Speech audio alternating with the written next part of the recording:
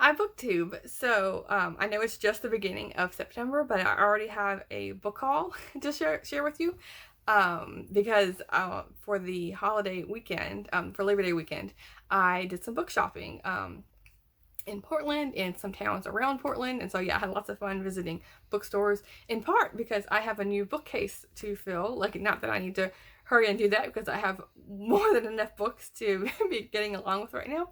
But I wanted to share them with you so that I can put them away all nice and neat. And then I think I'm going to be doing a bookshelf tour at some point once I get it all organized, maybe like next week. I'm not sure exactly how to do that.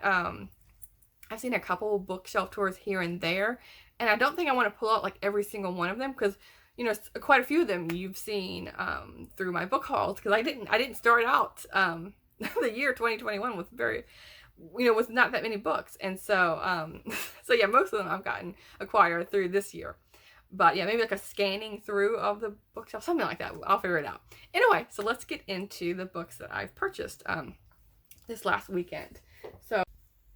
So the first book I have is 10th of December by George Saunders, and this is a book I've read in the past and owned in a hardcover.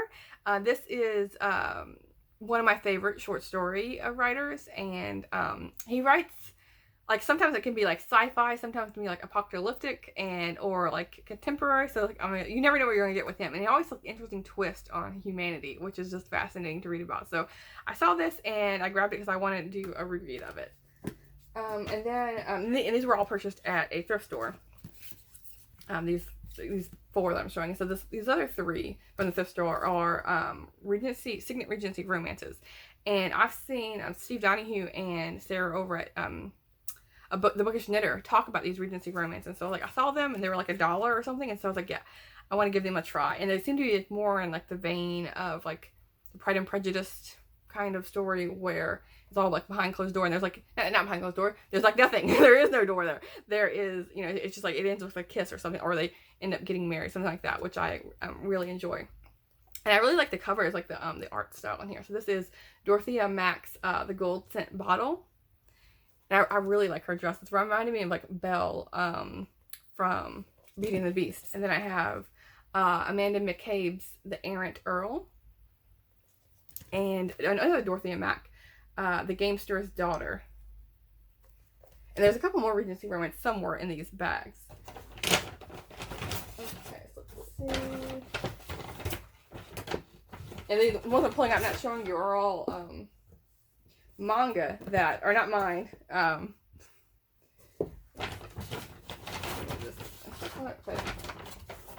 These are all they're all manga. Okay. Like a Full Metal Alchemist. I've heard of this series. It's by Hiromu Arakawa, but I've never read it. But I mean, there's a whole set here, so I'll have to give it a try sometime. So back to my books. I have American poetry, and these I found at a library book sale, and I have the second volume. Yeah, I got the first and second volume of the 19th century American poetry. This is Fernald to Whitman. I don't know if I'm pronouncing that right at all. And then I have volume 2, which is Melville to Stickney, American Indian Poetry and Folk Songs and Spirituals. And these are all both, like library American editions, or you have like in papers here, and like a really sturdy binding. Even though these are library copies, they're not like too banged up or anything, and like they have their sewn in bookmark there, and like they have like sewn bindings. The first one's a bit like soft, the front cover here, and it's a bit more used than the first one. I think that, the first one, and then it was checked out a lot more than the second one, because like by the time we had this one, we were like, oh, maybe they didn't want, they were like done with with American poetry after getting through the first one. I don't know, but it's still usable, and it's not torn or anything like that. I just like, maybe I need to like see if I can reinforce it somehow, but yeah, that. I then have a Debbie Maycomber book. This is Navy Brat, and it seems to be like one of her older books, like written in like the 1980s. Doesn't say when. This isn't when this particular edition was published, But this is part of her Navy series, and like when I picked it up. I didn't read the back. I read her little inscription because it seems to be like and at least all the books I've picked up from her, I don't know if all of them have it. They have like her dear reader at the very beginning, explaining what her how she came about writing the story, like what her inspiration was, and this was saying how she moved to Western Washington after living in Eastern Washington, to like the Seattle area, and she moved to Port Orchard, and she was watching the Bremerton area where they have like a Navy base, and so that inspired her to write these stories, which is cool. So like I'll read this one and see if I can find the other ones in this series. I think there's like 4 or 5 of them. I then have a Boxcar children's book. This is number 18, The Bus Station Mystery by Gertrude Chandler Warner. And I read the first Boxcar book, and I wanted to read more. And there's like a ton of these. But Gertrude herself only wrote like the first I think 20 or so. And then after that, they're all like ghost written. So I wanted to read like within that number, like 1 through 20 or whatever. So this might be the last one, or like close to the last one that she wrote herself. And this is about a group of children who, well, in the first book, the group of children are orphaned, and they don't want to stay with their grandfather, even though they have family that they can stay with. They don't want to stay with him because they don't particularly trust him. They don't know who he is, and they assume that he's going to be a bad guy. And so they're living on their own, and they find this boxcar to stay in, and they're like it's a little bit sad in a way, because like the oldest boy, he is like he's constantly on the look for work, and like scrounging his little pennies to be able to pay for like meager like bread and cheese, that kind of thing. But it has that like sense of character in a way from that. So I don't think I mean, as a kid I probably read more than just the first book, but for me in my head, like the first one is the only one that stood out looking back on it. So it'll be interesting to see, because I just reread the first one to see like how it goes along in the series.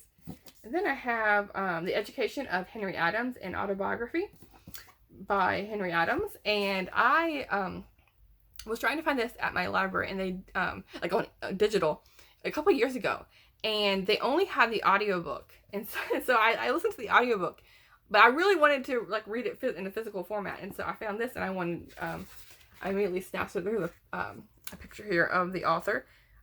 It's from a drawing of from John Briggs Potter. I don't know who that is, but and the font is a little bit like scrunched up into this box here, which I don't particularly love, but I mean I'm still gonna give it a read. And the font isn't too small; it's a little bit smaller than I'd like, but I can manage it because I do want to give this book another chance. And because I did enjoy the audiobook, but I wanted to get more out of it. That's more of my boyfriend's book. So okay, on to the last bag here, and these are ones that I found in like a neighboring town nearby. And this is The Far Pavilions by MMK.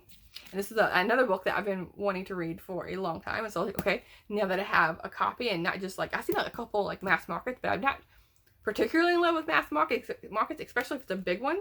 And so I saw this hardcover. I was like, okay, this will be perfect way to read it and give me that nudge to finally read it.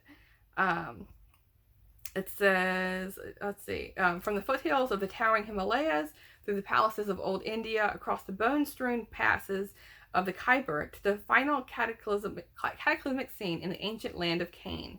MMK weaves a vast, rich, and vibrant tapestry of love and war that rings with the great panoramic sagas of modern fiction. So it spans 25 years of the 19th century. So yeah, looking forward to that one. Here's the back cover here. Let's see. And then I, like switching from the different stores, I went to my local Barnes & Noble and found these like fantasy and like science fiction, fantasy and science fiction, and Asimov science fiction, like monthly or bi-monthly short story. And like they're not just short stories, they have like novellas and novelettes and things like that that I've always like been interested in, but I've never purchased. But I thought I would get some maybe like the next month or so for the November readathon, but I cannot remember the name of it. Something to do with like science fiction. I know that it's all like short science fiction, but I can't remember the name of the readathon. If I remember, I'll put a link in the description below to it. But anyway, I wanted to get these in preparation for that, because I've been trying to read a science fiction book, at least one each month, and but I haven't read any short fiction from it. So I thought I would pick those up. So then I'm going back to the small stores, the small bookstores around. I have another Signet Regency romance. This is Elizabeth Fairchild's The Holly and the Ivy, and I really like the Christmas cover here. Let's see. I have Night Shadow by Sebastian de Castell. This is the book 2 in the Greatcoats series, and I have book 1 and 3, and now I have book 2. And I've been making my way through his YA series, like the Charm Caster, something like that series. You think I remember the name of that? Let's see, does it say it on here? Somewhere. Let's see. No, it doesn't. Okay. But yeah, he does have a YA series, like Charmcaster. I think that's like one of the book names. I'm pretty sure. Spellbinder, something. Yes. That I've been reading. So this is his adult series that I have yet to read, but now I have the 3 books ready for me. And then I have The Curse of Chalion by Lois McMaster Bajole. And I have heard of this author, and like I know they're a classic like sci-fi author, but I've never read anything by them. So I thought, now would be a good time, since my mind is on like fantasy and sci-fi right now. And this says, in here are magic and mystery, prophecy and peril, treachery and treason. In here is a splendid tale, marvelously told. And here is writing as good as it gets. And this was like a review from a person, from Dennis L. McKiernan. And I don't know who that author is. I need to like research and read more of sci-fi, like especially the older sci-fi to, recognize names and get to know like the writing style and what in particular I would like. But yeah, this looked good. To give them a shot. Let's see. I then have another Signet Regency romance. This is Shirley Kennedy's The London Bell.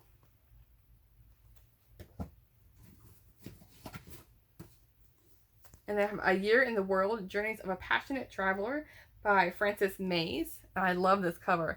It says, it's vintage Frances Mays. It says, a celebration of the allure of travel, a serendipitous pleasures found in unlikely places, of memory woven into the present, and a joyous sense of quest. Okay, what is the book about? Let's see.